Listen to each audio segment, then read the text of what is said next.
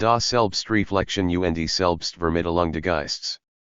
Wir wissen, das in der Hegel Geist ist aus einzelnen Dinge, das Einzelne, return, zurückkehren, sein gemeinsame Sach, das Allgemeine, ist ein individuell Sach als universell, das heißt, mit Einzelnen die Universalität der sexuellen Versöhnung, das sogenannte das Allgemeine. Ohne dies Rückkehr zu einem Prinzip, Archie, universal, dann kann der Einzelntragen nicht universell Sach, so ein Ergebnis der Universalität und Partikularität existieren kann nur immer als Gegensätze, können die beiden nie in dies einbezogen werden eins.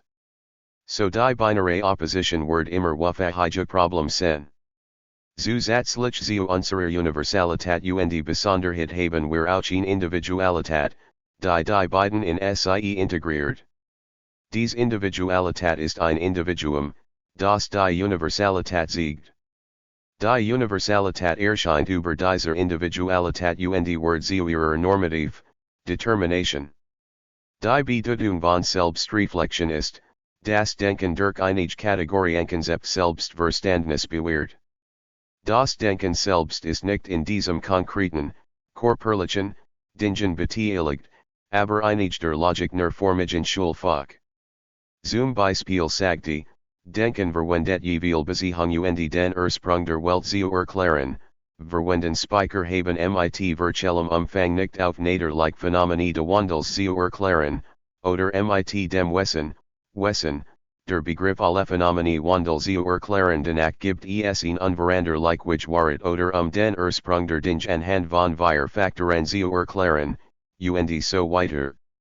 Die Art und Weise, wie die Selbstreflexionen funktionieren, besteht darin, sich durch dies rein denkenden Objekt zu erkennen und dies rein denkenden Objekt, Ontologisierung, sogar zu materialisieren und zu tatsächlichen Objekten zu machen, und die sind die verschiedenen Götter, die im Pantheon verriet werden nur.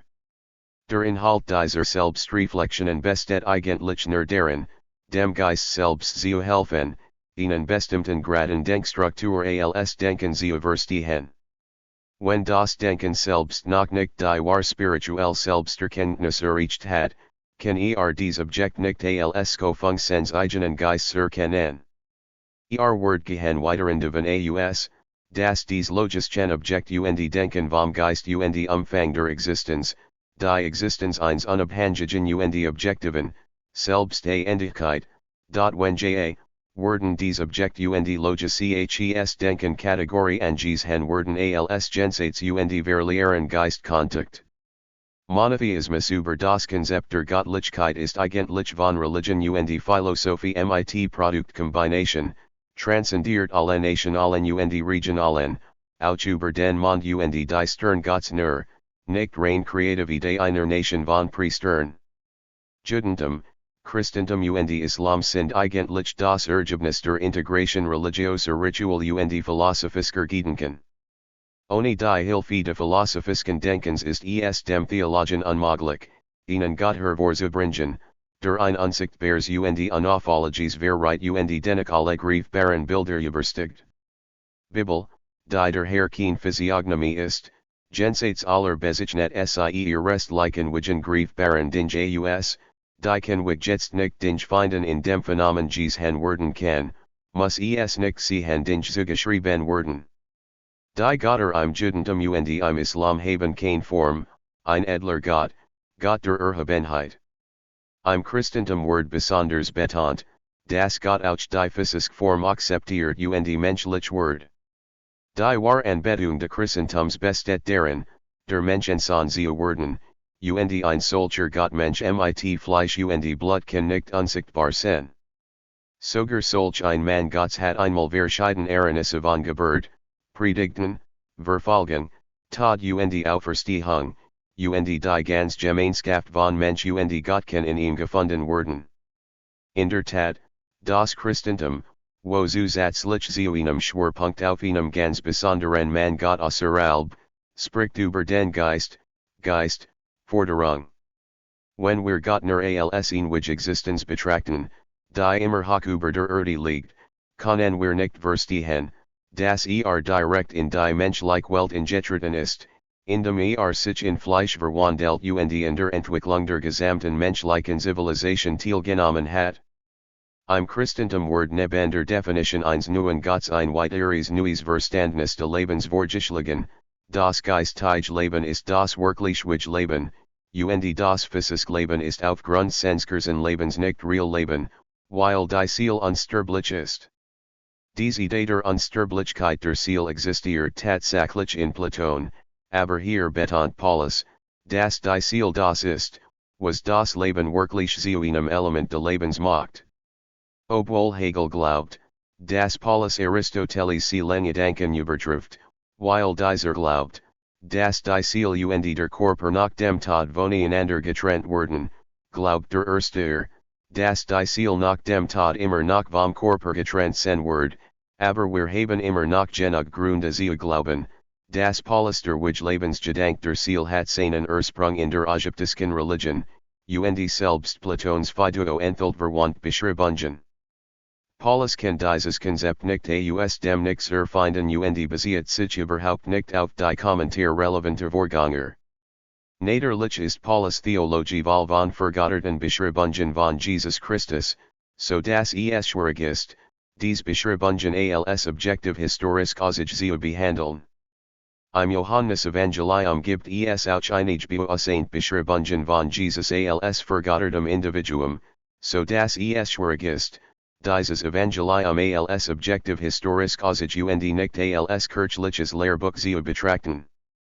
Das Johannes Evangelium macht jedoch vermitteln, dass die verschiedenen Phasen des Lebens Jesu Christi in seinem geistlichen Leben enthalten sind und untrennbar mit ihm verbunden sind. Wenn wir die orthodox Lehre vom Mensch-Gott-Dualismus akzeptieren und glauben, dass die Menschlichkeit und Gottlichkeit Jesu Christi getrennt und nicht vermisst sind, können wir nicht verstehen, warum die verschiedenen Taten des Lebens zum geistlichen Leben gehören. Zu diesem Zeitpunkt reichen dies Taten jedoch nicht aus, zu sehen, dass ein Heiliger Geist ist. Zweiter Theorie verrät zu der absoluten Trennung von Menschen und Gott, und nicht den ursprünglichen christlichen Glauben zu vermitteln das Menscheneinheit Gott. Der Geist der Selbstagenter basiert sich auf seinen eigenen Geist auf der einer Seite als ein Mittel, die einerseits sagt, dass zumswich war, so dass es erreichen kann, geistiges Selbstbewusstsein. Die geistige Leben als Individuen, hat verschieden physiologisch und Hers, Management, Erfahrung, sondern auch Teilnahme an öffentlichen Angelegenheiten Erfahrung des Lebens als Leben des Gruppenlebens, auch in der religiosen Dimension und es gibt die Genigen, die absoluten Suchen, ein mit verschiedenen Stadien des Denkens. Dies verschiedenen Lebenserfahrungen sind nur das Mittel des Geistes selbst, dessen Zweck es ist, die Selbsterkenntnis zu erwecken, die der Geist selbst bereits besitzt. Wenn wir noch nicht die Erkenntnis erreicht haben, dass der Geist selbst sein eigenen Mittel und seinen Zweck als Leben nimmt, werden wir uns in verschiedenen chaotischen und sogar schmerzhaften Erfahrungen verlieren, und wir werden nicht einmal Trost finden, weil dies verschieden sind verschieden Lebenserfahrungen werden uns wahrscheinlich zum Nihilismus führen, in als illusorisk betrachten und die spezifische Bedeutung der Oralbens verschiedener Lebensprozess ignorieren, so dass wir verschieden Erfahrungen nicht in einen Teil der Selbsterkenntnis integrieren können. Ohne eine solche Integration gibt es nur Selbsttäuschung und kein wirklich Selbsterkenntnis. Einerseits scheint unsere Lebenserfahrung in Kombination aus Liebeigen und verschiedenen Fragmenten zu sein. Unser Geist arbeitet ständig mit diesen sich verandernden Weltphänomenen an der Oberfläche. Dieser Teil des Bewusstseins folgt ständig diesem Phänomen. Andererseits fahren diese Erfahrungen zu verschiedenen Einsichten und Ideen in verschiedenen Lebensphasen, und selbst dies geben uns bestimmt Lebensentscheidungen. Ohne die vorherige Erfahrung können wir diese Ideen und Erkenntnisse jedoch weder verbringen noch unser Leben so aus unserer persönlichen Lebenserfahrung verstehen. Deshalb müssen wir unser Leben als Leben verstehen, es ermöglicht uns zunächst, in Veels all verschiedener Phänomene zu erleben, und ohne Erfahrung gibt es kein Verständnis. Und das liegt daran, dass die allgemeine Phase auf eine besondere Bestimmung reduziert ist, von der Zeitlosigkeit der Zeit und Raum der Menschen über die Zeit und den Raum bis hin zur Begrenztheit verschiedener Charaktere. Ohne dies Prozess von einem bis zu weilen, dann ist es unmöglich zu erklären, wie die Ursprunglichkeit des Denkens in die Cognitive Fähigkeit umgewandelt werden kann, die Heterogenität verschiedener Dinge zu erkennen. Die genigen Theologen, die glauben, das Wissen nur ein Geschenk Gottes ist, ignorieren die Aktivität des Geistes selbst und betrachten den Geist als einen reinen Empfänger. Dies ignoriert völlig die Wahrnehmungsfähigkeit des Geistes selbst, die Welt erschienen zu lassen, und die Fähigkeit, weiteres Verständnis zu verstehen. Der sogenannte Selbstzweck und Selbstgebrauch ist die Definition des Lebens in Hegels Philosophie. Seine weitere Entwicklung ist der Geist, und seine vorläufig seine Form ist die Seele, die mit der Form kombiniert ist, dann der Geist des Selbstbewusstseins und dann die Rationalität, geistige Freiheit zu erlangen. Obwohl die greifbare körperliche Erfahrung nicht frei ist, findet der Geist seine Grenzen in verschiedenen Einschränkungen und sucht nach Freiheit.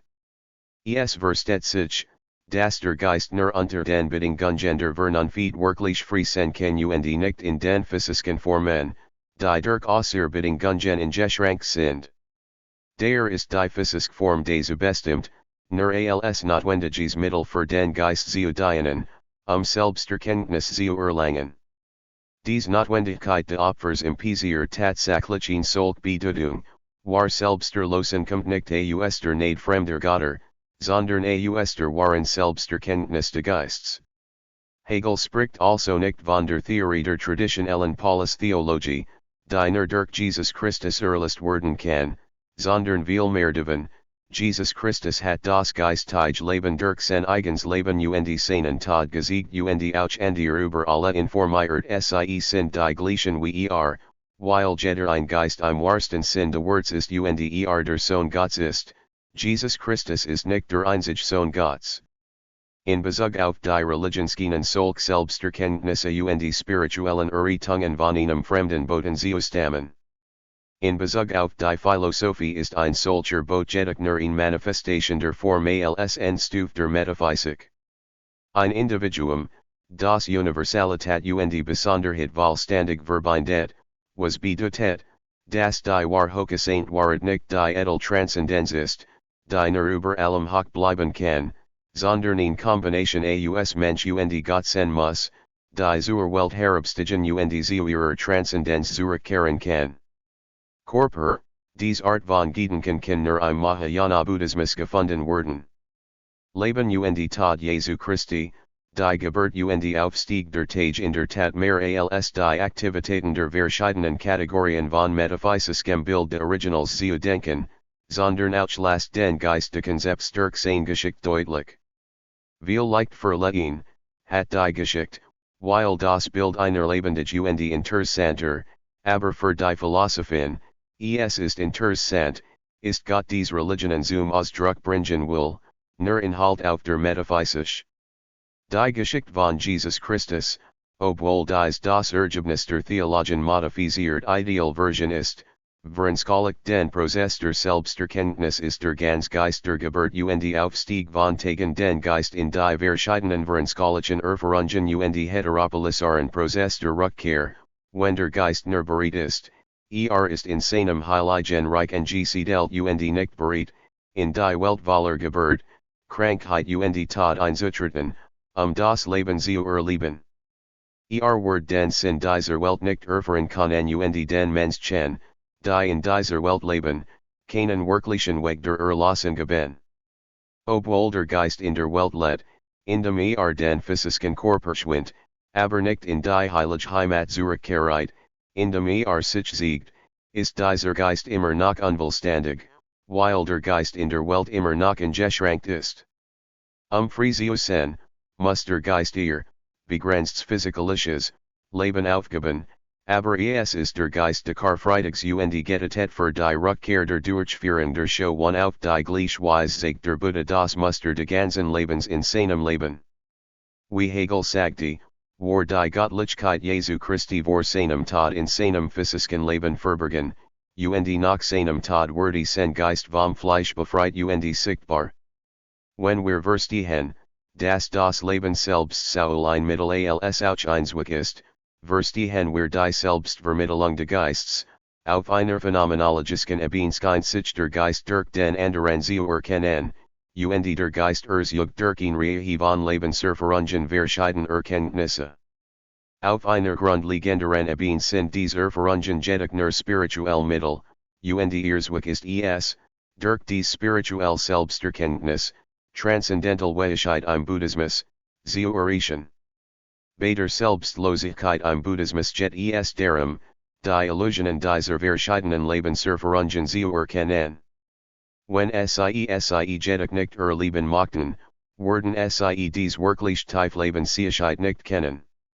Daher gibt es ein Sprichwort, das Argebodi ist, weil der Geist, hers, der wirklich im Dunkeln Zuschaut, tatsächlich alles weiß, was passiert ist.